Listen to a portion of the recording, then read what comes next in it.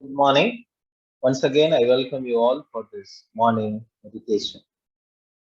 The reflection for this morning is entitled as The Veil is Removed.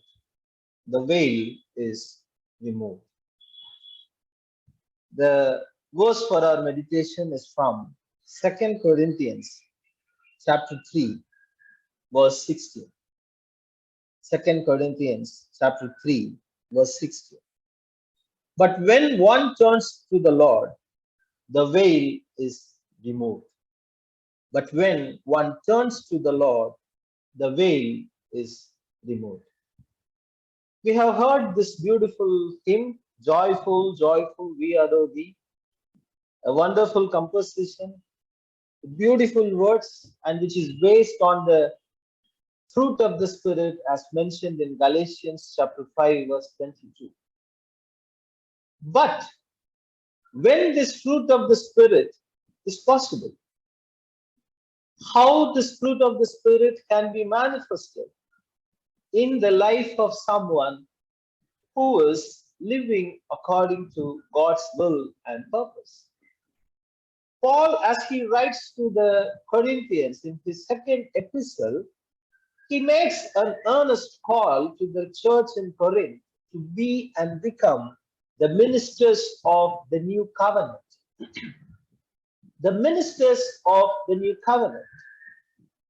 I feel this is very appropriate and this call is valid for even our life reality this morning, how far we are trying ourselves to be and become the ministers of the new covenant.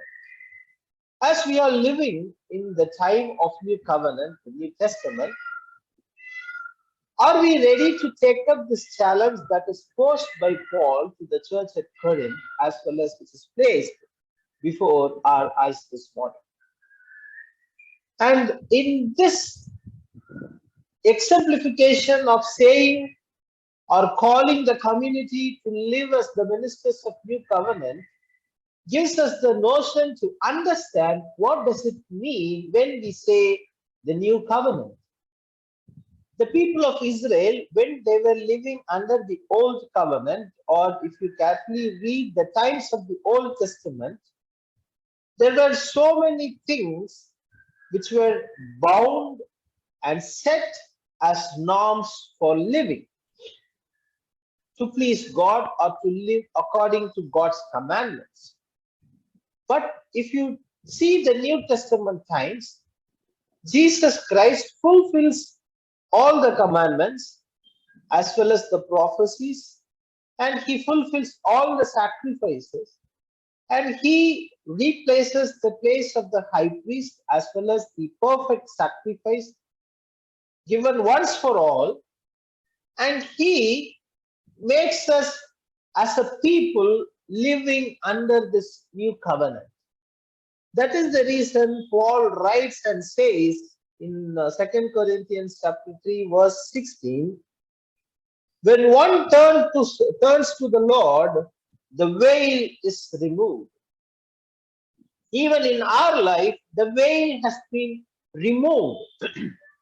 The veil symbolifies and it gives different meanings in our life. In the Old Testament, whenever they read the commandments given by Moses, of course, the commandments of God given through Moses, they always place a veil. And also, the face of Moses was veiled. The people could not see. And there was also a veil between the Holy of Holies and the people, those who were hindered to see the glory of God in the temple. But here in New Testament, where Jesus gives his life for all, for us, this veil is removed. And we have received the access to witness the glory of God and to magnify and to understand how great is our God in our life. And that is the same thing here Paul stresses upon and calls us to understand that how this veil is removed even in our life realities. And there are three things that follows and which enables us to produce and to give the fruit of the Spirit from our life. So when one turns to the Lord, the first and foremost step that begins is to turn to the Lord. As we had our midweek Lenten meditations last evening, that was also the stress that we have to turn back to God. Metanoia is all about making an U-turn to God. So the same thing is given here, that when we turn to God, the first thing that we receive is there is freedom. In verse 17, it says there is freedom. It is the redemption and the liberation that we experienced through the blood of Jesus Christ. That's the first thing. And then the second thing is given here in verse 8. And we all with unveiled face, beholding the glory of the Lord, are being transformed into the same image. It's not only the veil is removed between you and God, it's not only the veil which has covered your face is removed, but when you witness the glory of God, when you turn to God, you experience the freedom as well as you get this process of transformation in your life. You are being transformed like Christ into the same image from one degree of glory to another. And this comes through the Lord in spirit.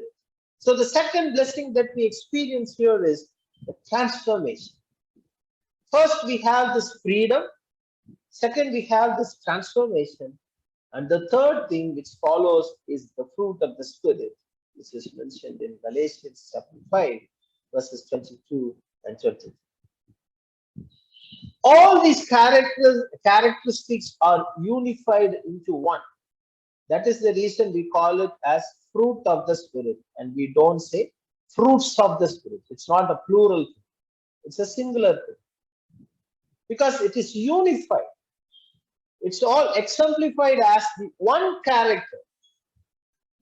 Which means all these characters should be manifested together as one entity. So the third thing that we receive when we turn to God is we are giving the fruit of the Spirit to the world through our life. So as we are journeying through the season of Lent, the call is very vivid and it is placed before us. And we have been called to turn to the Lord. And when we turn to the Lord, the veil is revealed and the veil is removed, and we are experiencing the glory of God as we have this freedom and liberation, as we are experiencing this process of transformation, and as well as we are giving the fruit of the Spirit to the world so that the world can see not just us, but Christ in us. May God help us to understand this truth and live accordingly and enable us to bear fruit for the glory of God in the days to come. May God bless this.